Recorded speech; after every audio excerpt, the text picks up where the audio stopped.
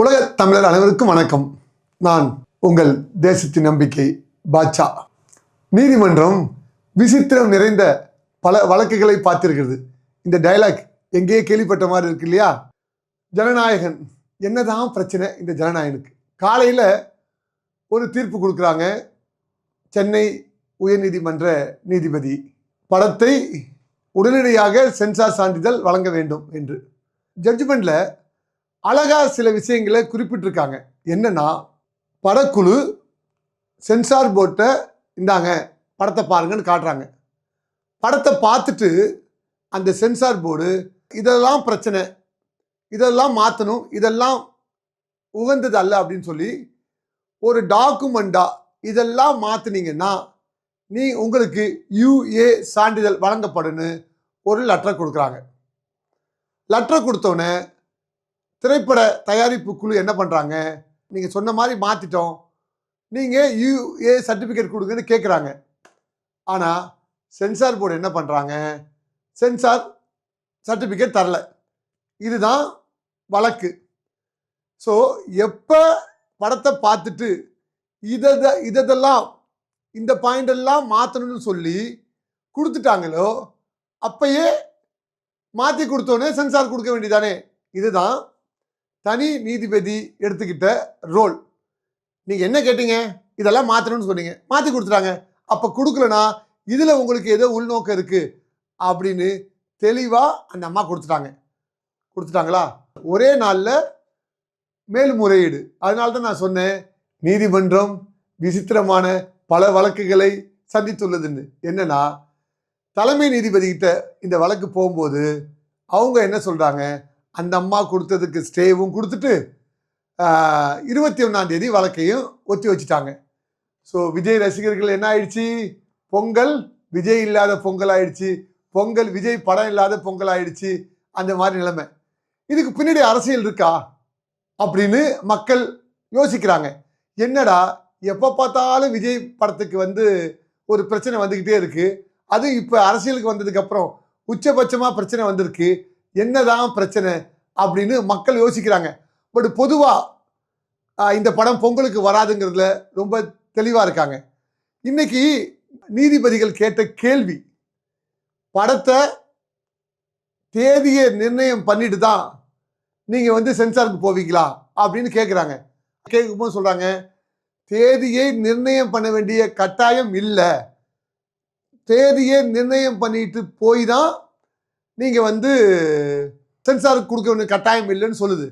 But ஆனாலும் ஒரு 500 கோடி ரூபா முதலீட்டில் ஒரு படம் பண்ணி வெளியிடும் போது இவ்வளவு அரசியல்காரங்கள். பட் பொதுவாக என்ன யோசிக்கிறோம் அப்படின்னா, என்ன விஜய்க்கு எதிராக நடந்தாலும் இது மத்திய அரசு தான் பண்ணுது அப்படின்னு என்ன ஆகும், ஒரு குற்றச்சாட்டு எழும். ஸோ இந்த குற்றச்சாட்டு இன்னும் விஜய்க்கு வலுப்பெறும். அதனால் அரசியல் இதில் இருந்திருக்கலாம், இல்லாமல் இருக்கலாம். ஏன்னா எல்லாரும் சொல்றாங்க இதில் அரசியல் இருக்கு அப்படின்னு. பட் தணிக்கை குழு இது அரசியல் செய்யுதுன்னு சொல்றாங்க. 5 பேர் கொண்ட குழுவில் ஒருத்தர் மட்டும் அப்ஜெக்ஷன் பண்றாங்கன்னு சொல்றாங்க. அதுக்கு அதிகாரம் இருக்கா இல்லையாங்கிறதுல என்ன முரண்பாடு கருத்துக்கள் வருது. ஸோ 21ஆம் தேதி வரைக்கும் இந்த படம் ரிலீஸ் ஆகாதுன்னு ஒரு கருத்து இருக்கு. அதே நேரத்தில் பட தயாரிப்பு குழு ஜட்ஜ்மெண்ட் காப்பியை வாங்கி திங்கட்கிழமை உச்ச நீதிமன்றத்துக்கு போறாங்க அப்படின்னு இருக்கு. ஸோ தனி நீதிமன்றம், தலைமை நீதிபதியோட அமர்வு, அதுக்கப்புறம் உச்ச நீதிமன்றம், இப்படியே ஒரு வழக்குக்குள்ள சிக்கி போனா ஜனநாயகம் வருமா, நாட்டில் ஜனநாயகம் தான் இருக்குமா அப்படிங்கிறதே யோசிக்க வேண்டிய நேரத்தில் இருக்கு. மத்திய அரசு சென்சார் போர்டை வைத்து விஜயை மிரட்டுகிறது. மத்திய அரசு சென்சார் போர்டை வைத்து கூட்டணிக்கு அழைக்கிறது. இது போன்ற நிறைய விஷயங்கள் சமூக வலைதளங்களில் நாம் பார்க்க முடிகிறது. ஒரு படத்தை விஜய் நடித்தாரா, அவருக்குள்ள பணம் வந்துருச்சு. என்ன பாதிக்கப்படுறது யாரா இருப்பார், இதில் எது நடந்தாலும் தயாரிப்பாளராக தான் இருப்பார். இதில் விஜய்க்கு என்ன இருக்கு? இதை பயமுறுத்தி என்ன விஜய பாஜக கூட்டணிகளை இழுக்கிறாங்க அப்படிங்கிற ஒரு கருத்து எப்படி ஏற்றுக்கொள்ளா இருக்கும்? இல்லை, இதுக்கெல்லாம் செய்கிற ஆளா அரசியலுக்கு வந்த விஜயா இருக்க போறாரு? இறுதியா என்ன இந்த விஷயம் என்ன நடக்கும் அப்படின்னு நம்ம யோசிச்சு பார்த்தா, விஜயோட இந்த படத்துல பட தயாரிப்பு குழு நீதிமன்றத்துக்கே போகாம மறு சீராய்வு குழுக்கே போயிருந்தா இன்னும் படம் சீக்கிரமா வந்துடும் அப்படிங்கிற ஒரு கருத்து இருக்கு. ஏன்னா என்ன தீர்ப்பு உயர்நீதிமன்ற தலைமை நீதிபதி குழு கொடுத்திருந்தாலும் 2 பேரும் அடுத்தது மேல்முறையீடு போவாங்க. இதுதான் ஓகேங்களா. ஸோ இந்த இது மாதிரி தான் இந்த கேஸ்ல இருக்கும். இவர் ஒன்று சொல்லுவாங்க, அது ஒன்று சொல்லுவாங்க. கடைசியா உச்ச நீதிமன்றம் சொல்றது தான் இறுதிங்கிற ஒரு முடிவுக்கு வரும். ஸோ இந்த ஜனநாயக விவகாரம் உச்ச நீதிமன்றம் வரைக்கும் இருவரும் கொண்டு சொல்லுவாங்க.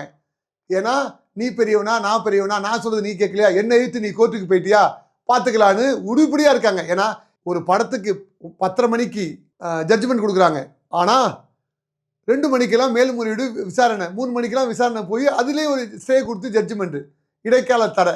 ஒரே நாளில் ஒரே வளாகத்துக்குள்ள ஒரு நீதிமன்றம் கொடுத்த உத்தரவுக்கு இன்னொரு நீதிமன்றம் தடை. கடைசியில் 12 நாள் எந்த விதமான செயல்பாடும் இல்லாத நிலைமை. மொத்தத்தில் ஒரு ஏமாற்றம் தான். ஒரு 2 வருஷம் 3 வருஷமா பிளான் பண்ணி ஒரு படம் எடுக்கிறவங்க ஏன் ஒரு 2 மாதத்துக்கு முன்னாடி சென்சார் போர்டுக்கு போகிறதில்ல?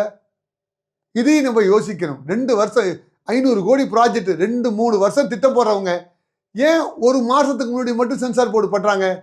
இல்லை இன்னொரு பக்கம் சமூக வலைதளத்தில் பேசுகிறாங்க, விஜய் தோத்துட்டார், சிவகார்த்திகேயன் ஜெயிச்சிருச்சு, ஜனநாயகம் வரல, பராசக்தி வந்துருச்சு, ஸோ டிஎம்கே ஜெயிச்சிருச்சு, என்னென்னமோ சொல்கிறாங்க. ஆனால் இப்போ இருக்க சூழலில் 12ஆம் தேதி டெல்லிக்கு விஜய் சிபிஐ சம்மன் கொடுத்துருக்காங்க. ஸோ அங்கே விஜய் போவார், அங்கே வச்சு இவரை செய்ய போகிறாங்க.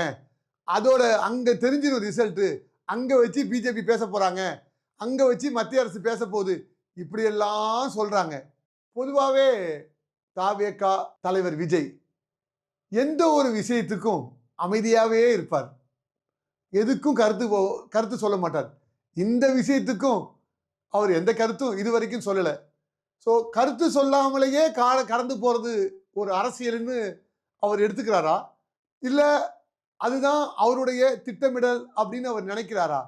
பட் எதுக்கு எடுத்தாலும் கருத்து எதிர்பார்க்குற அரசியல் பழக்கத்தில் எதுக்குமே நான் கருத்து சொல்ல மாட்டேன், உடனே ரியாக்ட் பண்ண மாட்டேன், எல்லாம் பொறுமையாக இருந்து பார்க்குறதுங்கிற அந்த விஷயத்தை தமிழ் சமுதாயம் எப்படி ஏற்றுக்க போகிறதுங்கிறது தெரியல. ஏன்னா எல்லாரும் உடனே விஜய் கருத்து சொன்னாரா, அது கருத்து சொன்னாரா இப்படின்னு கேட்டுக்கிட்டே இருக்கிற இந்த காலகட்டத்தில் எதுக்குமே கருத்து சொல்லாமல் விஜய் அமைதியாக இருக்கிறது எந்த விதமான விளைவை ஏற்படுத்துங்கிறத பார்க்கலாம். என்னவா இருந்தாலும் இந்த படம் ரிலீஸ் ஆக போதான் போகுது. என்னைக்கு இது ரிலீஸ் ஆகுதோ அன்னைக்கு இன்னொரு பொங்கலாக தான் கொண்டாட போகிறாங்க. இதுக்கு எதுக்கு இது ஆர்ப்பாட்டம்? 2 நாளாக எதை திறந்தாலும் ஜனநாயகன் விஜய், ஜனநாயகன் விஜய். கொஞ்ச நாள் அதுவே விட்டா அதுவே எல்லாமே சரியாயிடும். மீண்டும் ஒரு காணொளியில் சந்திப்போம். நன்றி, வணக்கம்.